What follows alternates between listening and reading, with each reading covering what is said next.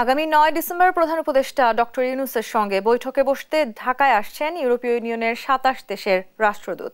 বৃহস্পতিবার পররাষ্ট্র মন্ত্রণালয়ের সাপ্তাহিক ব্রিফিংয়ে এই তথ্য জানান পররাষ্ট্র মন্ত্রণালয়ের ভারপ্রাপ্ত মুখপাত্র মোহাম্মদ রফিকুল আলম।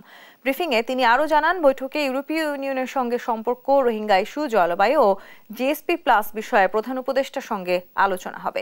তিনি জানান, আগামী সপ্তাহে ঢাকা সফরে আসবেন ভারতের পররাষ্ট্র সচিব। আমাদের 5 দশকের সম্পর্ক পর্যালোচনা করলে এটা সহজেই অনুমান করা যায় যে ক্ষমতাসীন দলের পরিবর্তন হলেও এর সাথে তাদের পররাষ্ট্রনীতি ও কৌশলগত অবস্থান এবং জাতীয় লক্ষ্যসমূহ অনেকটাই অপরিবর্তিত থাকে। আমাদের জানা পত্রিকার মাধ্যমে আসা, আমরা পত্রিকাতে যা দেখেছি বা মিডিয়াতে যে এরকম একটা পলিটিক্যাল মিটিং আছে, সেই পলিটিক্যাল মিটিংয়ে উনি বক্তৃতা দিবেন। আপনারা যেরকম জানেন আমরাও সেরকম জানি। কিভাবে এটা ফ্যাসিলিটেটেড হচ্ছে এইটা আসলে আমার বক্তব্য দেওয়ার বিষয় না। এটা উনি ভারতে আছেন, ভারত সরকার কিভাবে এটা হ্যান্ডেল করছে এটা তারাই ভালো করতে পারবে।